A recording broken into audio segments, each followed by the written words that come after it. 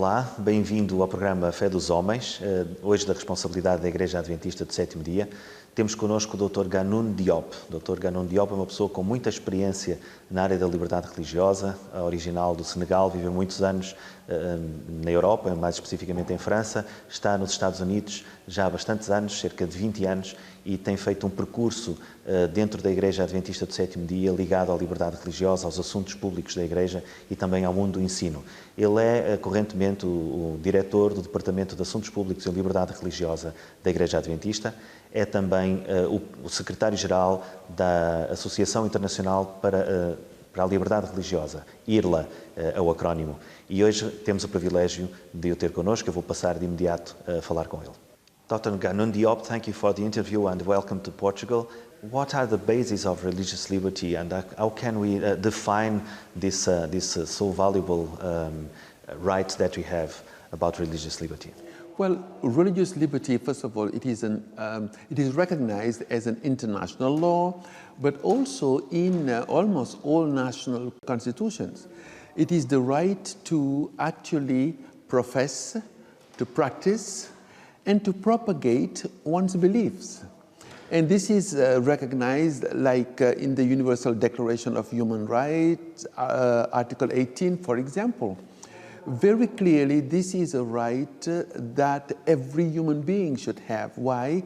It is connected even to a deeper issue, that is freedom of conscience.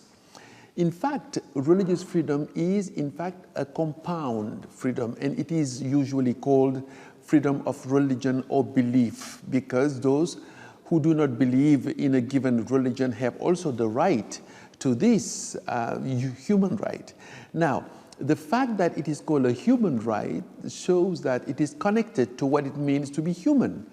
And what it means to be human is to have one's conscience, self-determination, not submitting one's right to make decision choices to another person. In other words, no human being should be the conscience of another human being, because that cancels that person's humanity. Therefore, the importance of religious freedom as the right to self-determination, to one's own conscience, right of choice, freedom of choice, conscience, freedom of assembly, freedom of association. So it is a compound freedom, and that is why it is so central and important.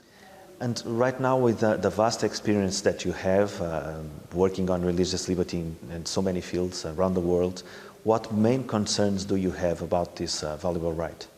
Well, you see, the fact that religious freedom or freedom of religion or belief is so connected to one's own humanity, by denying religious freedom to people, in fact, it is as if we suppress their humanity.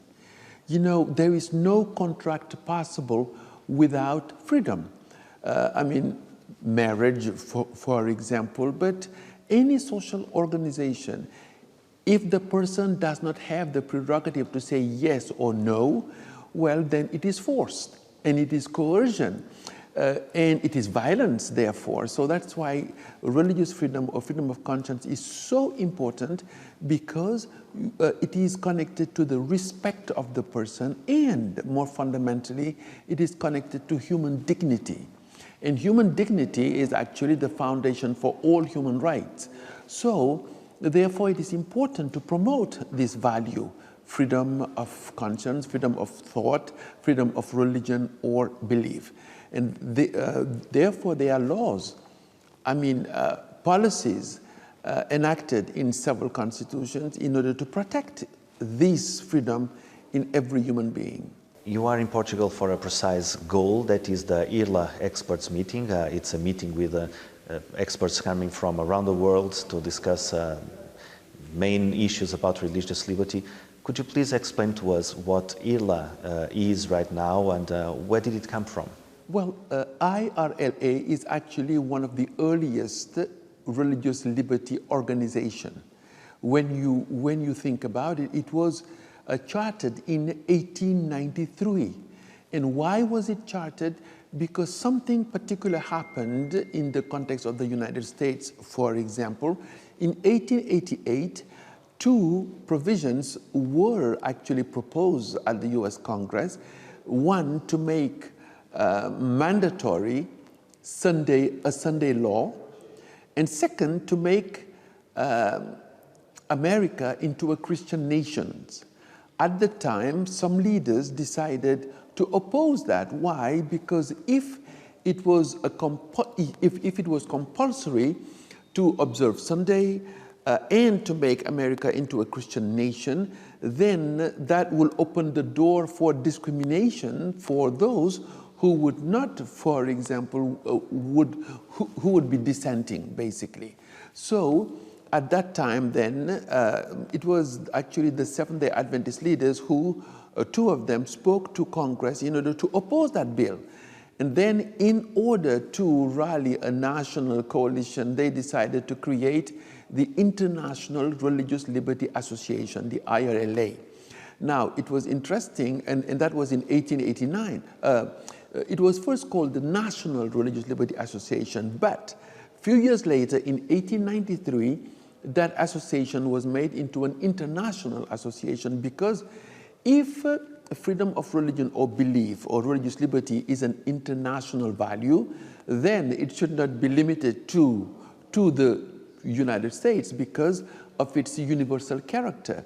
And therefore, it became the International Religious Liberty Association, of which I'm currently the Secretary General. But you can see it's, it is one of the earliest organizations.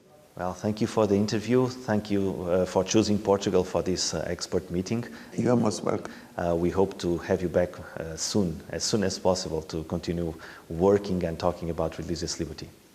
E para si que está em casa, muito obrigado por ter estado connosco. Esperamos ter sido úteis na compreensão deste princípio de liberdade religiosa e que possamos estar juntos no usufruto desse mesmo valor que nos é comum. Muito obrigado e um bom dia.